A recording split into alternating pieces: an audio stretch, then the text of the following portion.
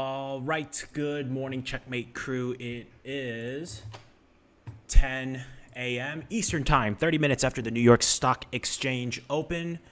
It's me, Mickey Blindside, with your market memo today on Wednesday, November 9th, 2022. Hope everyone's having a good morning. Okay, so today is the day after midterms. First, before we get to midterms, let's talk about crypto. Everybody's talking about crypto right now because of the crypto crash that happened. So let's start with that.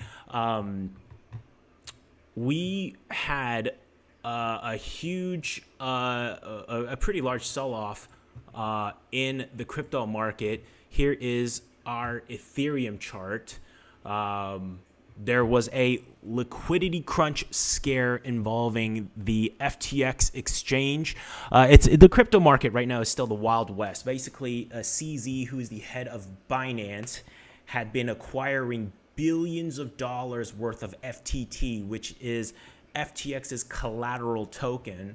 And then all at once, he dumped it all onto the market. And so the price of FTT, which is their internal collateral, that price fell, and FTX's bank demanded more cash as collateral. Now, FTX and Sam Bankman didn't have the cash on hand, so he sold the company to basically, save his customers, which was, a good thing for him to do. But he actually sold it to his attacker, who is CZ. So, Sam, he didn't have to do this. If he had put his ego before his customers, then this outcome would have been very, very different, And I said this in the Discord yesterday. Sam was playing checkers and CZ was playing chess. This was an attack. This is like the robber baron days of the 19th century. This is just Jay Gould versus Cornelius Vanderbilt all over again, but in the crypto market. This happened before in the robber baron days, and usually this kind of stuff happens around a bubble. During that time, the railroads were at a bubble. Right now, it could be argued that crypto's in a bubble, but these types of attacks are illegal here in the United States in the stock market. It was made illegal during Teddy Roosevelt's administration. But again, the crypto market is still widely unregulated. It is the Wild West, so these things happen. With the expectation that the midterm election is going to create a split government, I actually don't think there's going to be any regulation that comes out of this for the next 2 to 3 years. So this kind of thing may still keep happening. There might be some consolidation in the crypto market around this. So yesterday when let's talk about the actionable things. So yesterday, while it sold off, remember the plan was, I sold some Ethereum at 1650 and I used the proceeds to buy at our green line. And with all the, you remember, if you guys remember back in the summer, we bought at 1241.46. We sold a third at 1650, and I said I was going to take those proceeds and buy at the green trend line. So, which I did. It was around 1300 where I reloaded some of the long position. So my cost basis turned out to be $1,139.25. That was my cost basis. Actually, it was a little bit under that. It was like $11.39 and like 20 something. But okay, let's call it $11.39 and a quarter. And that is where I placed my stop. And overnight, while I was preparing for this, boom, our stop hit. Literally, I couldn't make this up. Literally, it went 50 cents below my stop and then just bounced up. So go figure. That was my break-even point. So literally, I just broke even for all of this. It is what it is. I still have some crypto exposure through my HUT holdings, so I don't really feel like I'm missing out. But man, it would have been nice to keep it. If it just hadn't done that undercut and overshoot, I would still have it. It would have been nice, but it is what it is. Now I'm just waiting for ETH and gold ratio. If ETH gold ratio, I think if it gets to around here, that's going to be a very good buy point. So I'm just waiting for that based on today's gold price. That turns out to be around 900, 950 zone on Ethereum. So I'm still waiting for that. I'll still go long there. But that now I'm just waiting for that major level. Okay. So I wanted to give you guys that update. ETH Gold 0.56. That's where I go long. And again, now I don't have an Ethereum position anymore because I got stopped out at break even. So it is what it is. 30%. You know, they say if you do risk management right. I forgot who said it was. That guy that wrote that book, Trading Volatility. That expert market psychologist. His name is I can't remember his name right now. But anyway. He said that if you're managing risk correctly and your stop triggers, there's about a 30% chance that it would have been better off not having the stop. But I mean, that's just part of risk management. I mean, 30% of the time when you place a stop or place a risk management level, yeah, it's going to be like, as you know, it's going to be as if it was better if you didn't do it. But that's 70% of the time, that's what protects you. And again, our number one job as traders is to protect capital. There will always be another opportunity. Always have the mindset of abundance. There will always be another opportunity. Okay, so I'm not too worried about it. That's crypto in a nutshell. Oh, speaking of crypto, you know, I thought during the sell-off I was going to acquire some GLP and some GMX as well too. This is something that some of our members, Mitch and MSC, you know, they've been really big proponents of this. And you know what? I was going to dip my foot into that. I dipped my feet into this, but it never sold off. GLP just didn't sell off. So I'll add that to my trading plan as well. Maybe we can get one of them on here and explain the thesis for the GLP GMX environment. I'll try to arrange that so that they can argue their thesis on that. So that is Ethereum in a nutshell. So that's that. Wild West. It is the Wild West in cryptos. Okay, now let's get back to the other markets of the day. Today, VIX is down, markets are down, dollars up, risk on currencies are down. That seems to be the opening theme of the day. Let's see if it changes or not. SPX, still nothing has changed. I'm still waiting on this level right here, 41.25, and I think if CPI comes out a little bit light, a little bit lower than expected tomorrow, I think that's a very good possibility within the next couple of weeks. If not, I mean, I guess we could sell off. Either way, I have a plan. I have a plan for what happens to the market if it goes up. I have a plan if the markets go down. If the markets go down, VIX gets to 32, I'm going to sell puts at the money puts 30 days out for assignment.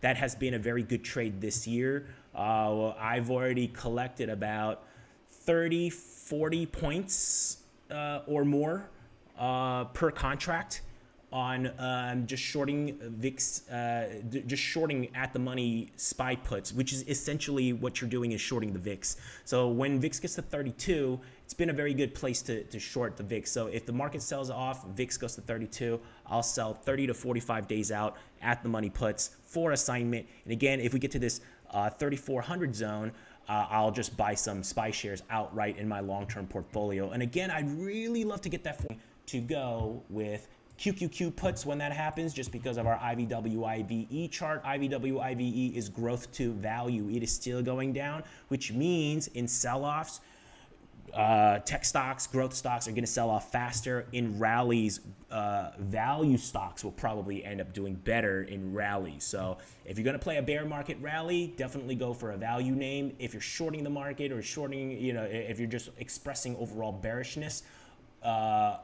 growth stocks, puts on growth stocks is the way to go based on this indicator. Speaking of indicators, let's look at TIP TLT. TIP TLT is all over the place. Okay. Is this the new no man's land? Is this the new box? Just like we had here, we formed a little, I guess you could call it a Darvis box right here, right? Is this a new Darvis box for the overall trend? I don't know. I don't know if we want to see this, if we want to see IVWIVE flip up and start seeing growth outperforming, we really need to see TIP TLT drop. And I suspect a big move will happen in this when the CPI report comes out tomorrow. You know, if it comes out a little bit lighter than expected, then I can see this selling off. But if not, then I mean, I guess it will keep on marching higher. But in order for growth to outperform, I do think TIP TLT needs to break down. And in order for TIP TLT to break down, what we need to have is TNX breaking down, okay? So again, these interest rate charts and bond market indicators are very important, not just for equity traders, guys, also for the crypto traders out there. You know, a lot of this macro movement and a lot of risk on, risk off is going to be expressed in the bond market first before any of these other markets. Even compared to the stock market, you know, the bond market is the bigger brother. It is a way bigger market than the stock market. And then crypto market is like, I don't know, it's pretty much a speck of dust in the wind compared to any of those markets. So again, you know, a lot of the risk on, risk off is going to come through the bond market first. So keep an eye, even though you don't trade bonds, you know, and even though you don't trade equities directly, if you crypto trader out there, still bond market, this is where you're going to see the risk on, risk off. Bond markets and currency markets. And again, right now, there is a record amount of dollars in dollar denominated accounts in overseas foreign dollar accounts. So a lot of that is in Europe and in East Asia. So basically, you know, European investors in Europe or Asian investors in Asia, you know, if you're wealthy enough or if you're institutional, you can open up dollar denominated accounts over there. And right now the yields on those dollar denominated accounts are really good. They're actually better than the a 5-year treasury rate from what I've heard. One of my buddies overseas has one, and he told me he was getting a better rate than the 2-year treasury. So right now there's a lot of dollars locked up in that. And I think one of the forward looking indicators is going to be the British pound, the euro, and the Japanese yen. If we see the British pound advancing, the euro advancing, and also the yen advancing at the same time against the dollar, I do think that we're going to see some of that money rotate into risk assets. Okay, that liquidity needs to find a home somewhere. Okay, so these are our foreign looking indicators. Oh, I didn't notice this before, but it looked like the British pound was trying to make it made a higher low, but it couldn't make a higher high. Interesting. Is it going to form a box first before there's a trend reversal, or will it form a box and continue its trend? That remains to be seen. And until we see that, I don't even think we can play a bear market rally until we see something like that. Okay. So I'm keeping a close eye on the British pound again, the euro as well too. The euro, also, I think is a risk-on indicator. There's a lot of money in Europe because of the slide in the euro. A lot of European institutions put money in dollar-denominated accounts. And again, if we see this, if we see those dollars getting used to buy euros to get into risk assets, again, I would think it would probably give us a couple of days head notice before we see broad rallies across risk assets. Japanese yen, it is starting to come up a bit. Most of you guys are probably looking at the USDJPY chart rather than the JPYUSD. I like to use the JPYUSD just because it shows what the foreign currency is doing. You know, if it's going up, it's advancing, it's going down. It's an inverse chart if you're putting the US dollar first. But most of you guys, you know, with Forex accounts, you guys probably see this chart. This chart needs to go down in order for this chart going down means yen is going up. But you know, the yen also coming up would mean that a lot of Japanese investors are taking dollars out and getting into risk assets as well. So Japanese yen, British pound, euro. Keep an eye on those. Okay, and I think those are going to give us a couple of days head start. Speaking of, you know, we're comparing all of these to the dollar. The dollar is, it looks like it's trying to do a trend reversal. And again, remember right here, remember in end of October, I said it was the first daily chart lower low since 2021. Okay, and it made a lower high. And let's see if it actually did it already make a lower low. Low 109.366. It did make a lower low. So it made a lower low, lower high, and another lower low, barely, but still that's a lower low on a closing basis. So we are now in a full-on daily chart downtrend in the dollar. Interesting, okay? I don't know if the currency market is front-running CPI. If CPI comes out pretty light, that would be pretty interesting. That means the dollar front-ran all of that. That I think that has certain implications. But I won't share that until I'm 100% certain that that's the case. We don't know until tomorrow. Actually, even after tomorrow, I'm going to have to get data to confirm all that. So it'll take a couple days to confirm all this. But I'll let you guys know once I see that. All right. If that's the case, if the dollar comes down, I do think TNX will then come down. Again, we have our indicator here, the copper gold ratio. This ratio chart really hasn't worked out for us. You know, let me compare it to TNX. Okay, let's turn it on. So since 2011 or so. Since 2011 or so, it has tracked very well. Our copper to gold ratio times 1,000, and usually when there are discrepancies like this, usually the TNX will catch up and follow the copper to gold ratio. Well, that hasn't happened yet. Okay, so I mean, if that does, if TNX drops, I mean, we could see the TNX drop. I mean, do I really think it's going to come down to 2.16? No, and as we're talking right now, the copper gold ratio is actually going up. Maybe they meet in the middle somewhere. Okay, I can see that. I can see the TNX if the dollar drops. Okay, that huge if. Okay, I'm not trying to predict the future. I'm just trying to anticipate what could happen. But it's very possible if the CPI report comes out light. And again, I don't even know if that's the case. I'm just again thinking 5 or 6 moves ahead like a good chess player would. I do think that it may come down. Maybe we might see around 3.5 or so. Maybe it meets around 3.5. Actually, let's scale it so that it's all scaled to the same. Yeah, let's scale it together. So yeah, I do think it may meet in the middle somewhere, maybe around here, 3.2, 3.5. Okay, it does a little bit of a retracement. I do think, though, in the end, I do think after a few years, TNX will be a lot higher. I'm actually thinking, I don't want to call it a prediction. Okay, I don't want to call it a prediction. I'm just anticipating what could happen. But I do think there is a possibility, okay, that within the next few years, we may see, actually, let's go to the actual 10-year bond quoted. But I do think that in the next couple of years, we may see, I think, on the low end, maybe 5.5 to 6%. I think more realistically, 675 to 725. Okay, I actually think that the TNX after a couple of years, probably after 2023, 2024, that's where it's going to be. Okay. But I don't know what path it's going to take. I think it's going to retrace down a little bit first and then march on higher. And again, the low end of my expectation, 5.5 to 6. I do think, though, the more likely, though, is 675 to 725. Okay, that's going to have huge implications on fair value of the NASDAQ.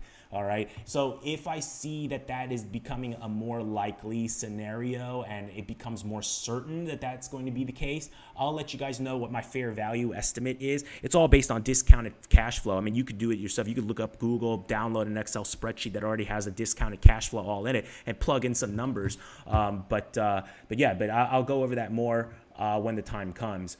And if that's the case, I do expect that this chart, the IVW, IVE, it may come down significantly. Okay, if that's the case, if TNX goes up to like 6-7%, this is coming down. This is going to come down probably to around this like 0.3 zone. Okay, it's probably going to get to around this 0.3, high 0.2 area. Okay, so the Dow is going to be heavily favored over the NASDAQ if that is the case. All right, a huge outperformance of that Dow compared to the NASDAQ if that's the case. Okay, we saw something similar to this in the late 90s. Okay, and early 2000s, we saw something like this right here. Yeah. All right. As far as other bond market indicators, we got our junk bonds, ADL. Junk bonds is still stabilizing. All right. So liquidity is not worsening, but it is stabilizing. Again, this is not a MOAB. This is not a recommendation to buy or anything like that. But supports mean more. All right.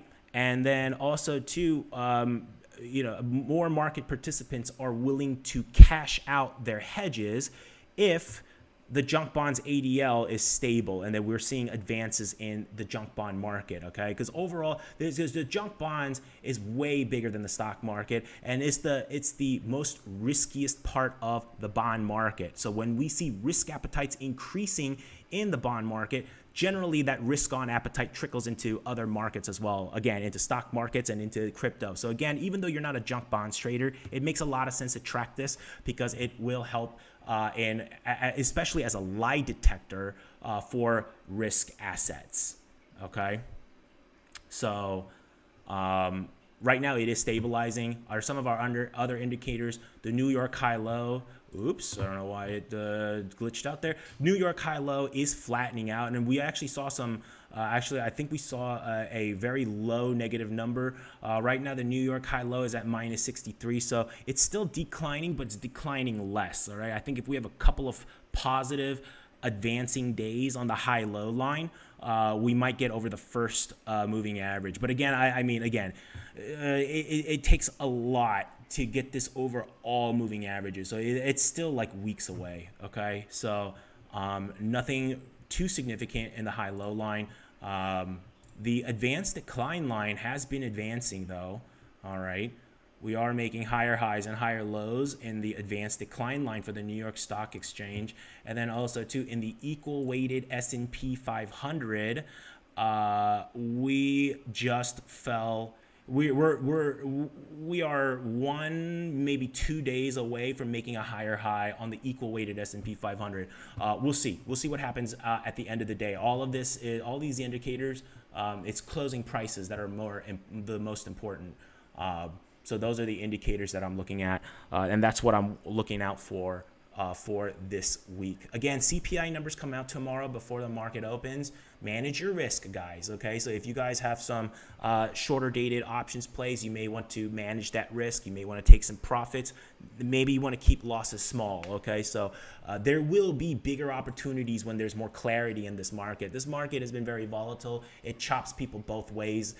Remember, record high puts were bought here by retail in October. And they got wiped out. And then we had high tech call volumes, high call volumes in tech stocks right here just to have it sold off. So a lot of people have been, chopped up in both ways. Again, patience pays. There's nothing wrong sitting out and really waiting for the reward to risk to be stacked in your favor such that your losses are small. Okay, so when you wait for these high level zones, for example, 41.25 to short on the S&P 500, that if it gets above there, closes above there for a day or two, you're wrong and you can just get out with a small loss, right? But here it's really hard to manage risk in all this middle. Okay, because if you short and it goes up just a little bit, well, you never know. It might just reverse maybe a couple days later. You don't know that. It's much harder to manage risk in what I call no man's land. But at the edge of price structure, that's when it becomes much easier to manage risk. Now, because of that, I may miss out on a lot of trades. Most of the trades that I track, only about 10 to 20% trigger. Most of them don't trigger because sometimes the markets don't get tested all the time at the edges. Sometimes the markets just move in the middle for a bit and make their movements and big reversals in the middle, which is fine. I don't have to participate in every trade. Speaking of which, GDX, oh my goodness. Speaking of not participating, I literally missed out on my alert by 8 cents. This thing was a low at 22.58. I had my alert at 22.50. I thought I was being very generous with 22.50 as I was trying to buy around here. It just reversed on me. Look at that. It just went all crazy on me. Okay. Okay, so I am trying to get into some gold and silver miners. I'm pretty bullish on the precious metal story for the next couple of years. So I do want to get a position in. I was thinking, leaps, 400 to 800 day leaps on GDX, GDXJ, SIL. SIL is the silver miners. GDXJ is the junior gold miners, and GDX is the gold miner ETF. There's some gold stocks that I'm actually looking at too. Barrick Gold, I think, is a very good candidate. Very low debt, high cash, also in copper as well. I think this is a very good candidate for an individual. As an individual stock position as a gold miner. Very nice. This is the one that I found. This is one for silver miners. I'm also looking at First Majestic, which is ticker symbol AG. This also is, I think, a very good candidate for a silver miner. Both of these leaps are actually not that bad. Okay, the leaps market on this is not bad. So again, I'm waiting for that pullback. I really don't want to chase here. I really don't want to. Okay, and again, with that CPI coming out tomorrow, if it ends up being really hot CPI, I imagine the dollar is going to rally hard, and it may push gold down a little bit. So if gold gets, if AG gets, pushed down into the eights, the low eights, high sevens, I may go into it. Okay, that may be worth going into. All right. So I'm going to add that into my plan. Let's see what else. Oh, UUUU. We had earnings come out. The filing came out last week, but the earnings call was yesterday. And it was a great earnings call. The management team really laid out what their plans were.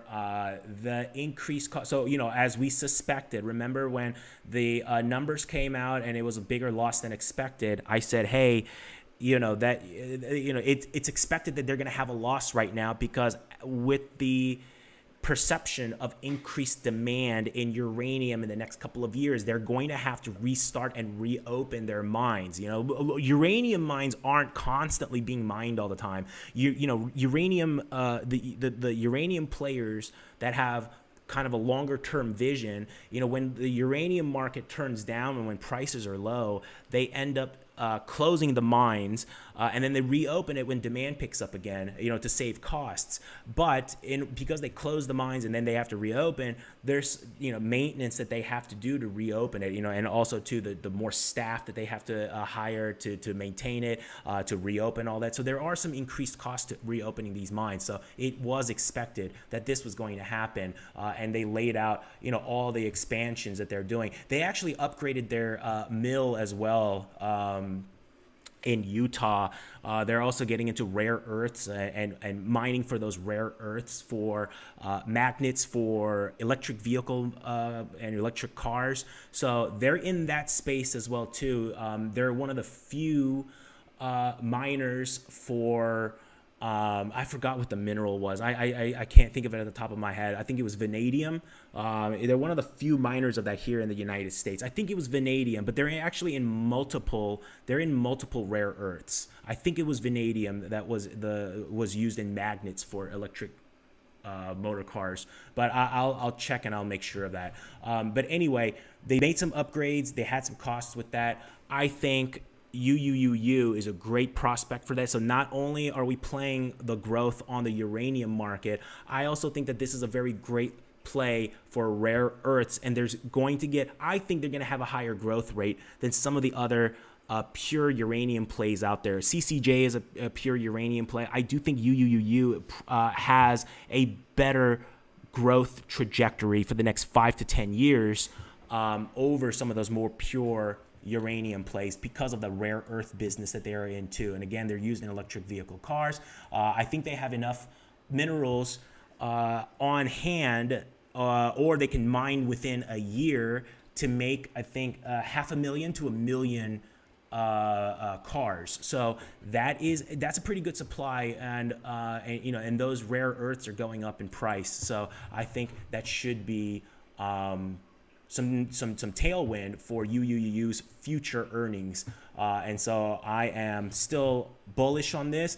I'm happy to see it coming down. I do have a caller trade on UUUU. I have covered calls and protective puts. I'd really love to get out of these covered calls and have them go worthless. So I am hoping that, I am hoping that this comes out. And again, people think that I'm a perma-bull. I'm not a perma-bull. I actually end up making more on my swing trading during bear market, low liquidity markets because, selling premium and buying protective puts works really well in those choppy, low liquidity markets where price goes all over the place. That's really when it works very well. So I'm actually not a perma-bull. I actually make more during bear markets. Which is kind of funny, actually. It's kind of ironic, but it is what it is. Okay, so that is the market memo for today. That's what I had planned. Do you guys have anything you guys want to look at?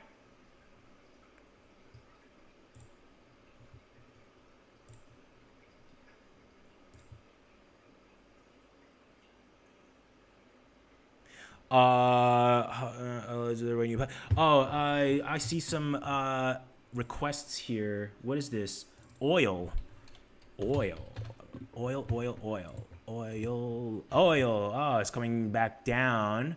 I haven't checked the crack spread in a while, but right now it's winter, so it's winterization. We got to look at diesel prices. If diesel prices are going up, this is pure crack spread play. As diesel goes up, oil's going to go up. As long as there's a bid for diesel, oil will keep going up.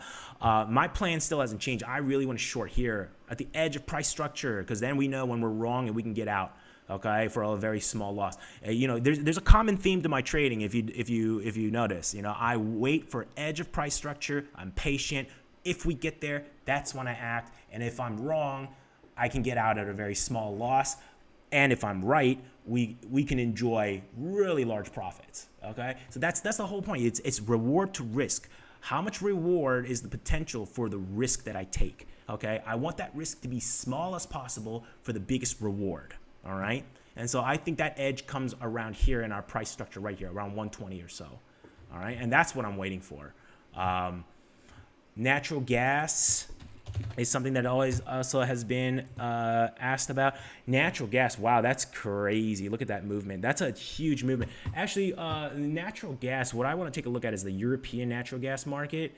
Because I think that's going to have a lot more bearing on the risk on, risk off sentiment here in the United States. So let's actually, or in just risk markets in general, let's just take a look here. I want to take a look at European prices. Hold on, let's go to Europe.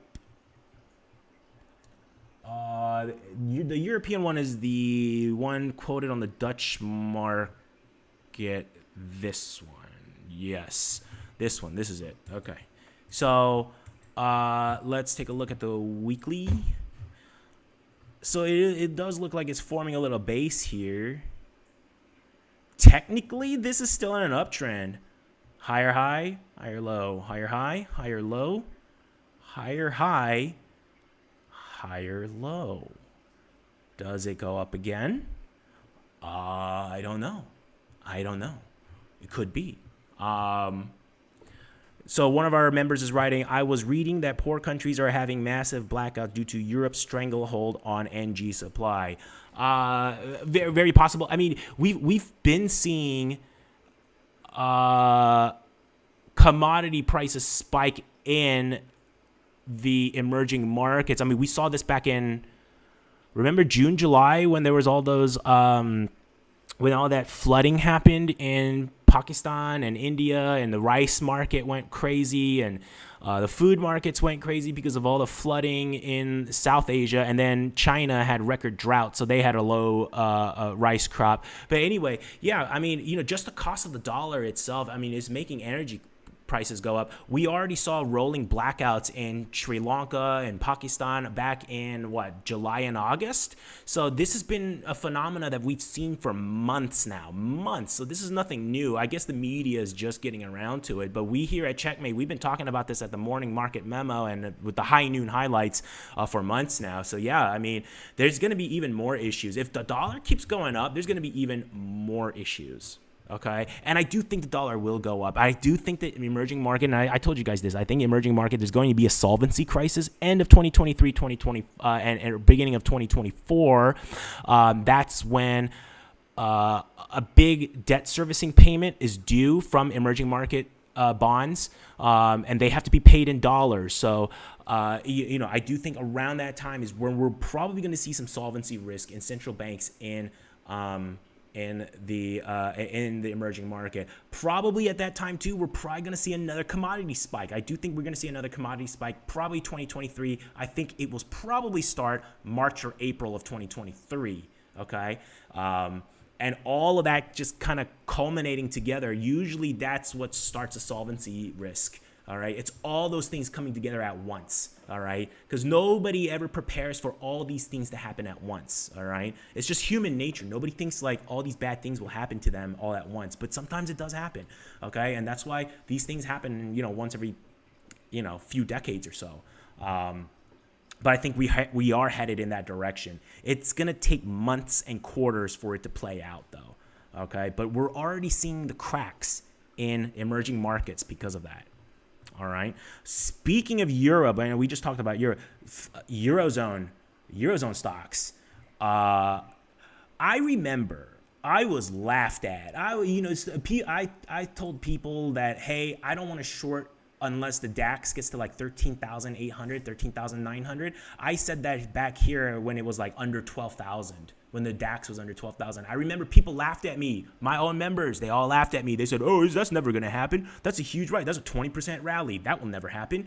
Well, look at that. We're close. We're like 2 or 3% away from my zone. Okay, I'm going to remain patient. I want the best fill possible. So I'm going to wait for that 13,800, 13,900 zone. Okay, everybody was laughing at me here when I said, oh, that's where I want to short. Well, look at me now. Okay, those who shorted too early, well, I feel bad for you, but I warned you. These are low liquidity markets. The counter trend reactionary movements in low liquidity markets can rip your face apart. Okay. The reason why I know this is because I know this from firsthand. Back in 2008, it was a very super low liquidity market. Okay. Back in 2008, we were in a bear market. Banks were failing. Liquidity was like really, really low. But guess what? We had days where we literally ripped up like 10% in a day. Okay. We had this 10% in a day, and everybody thought, oh, next day it's got to go down. Nope. It went back up again. It went up almost another like 7 or 8% after that in the next coming days, in the next like few days. Okay. This is what a low liquidity market looks like. The counter trend movement, again, 2008, the trend was down.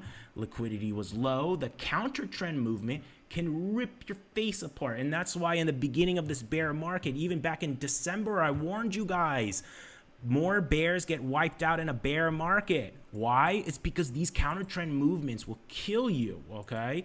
I know this from firsthand. So, that's why in low liquidity markets, patience is super important. Yeah, you mean if you chase price, yeah, you could win, but all it takes is one really bad trade, one wicked nasty counter trend movement to wipe you out. And again, as traders, our number one job is to protect capital. Okay. When I enter a trade, I always think to myself, what is the worst thing that can happen? And if I'm not ready to take the repercussions of the worst case scenario, I don't enter the trade. It's that simple. It is. It's that simple. It's discipline. It's patience and discipline. It really is.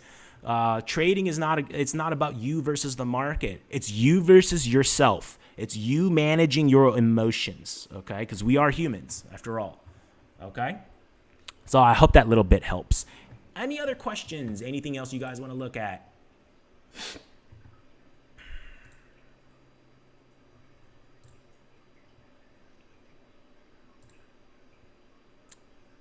Going once.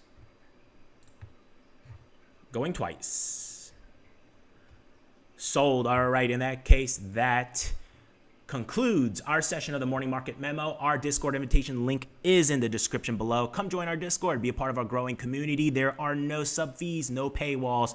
It's of the people, by the people, for the people. And if you enjoyed our video, go ahead and hit like, follow, subscribe, comment, show us some love, baby. All right, I'll be back on tomorrow, 30 minutes after the New York Stock Exchange opens.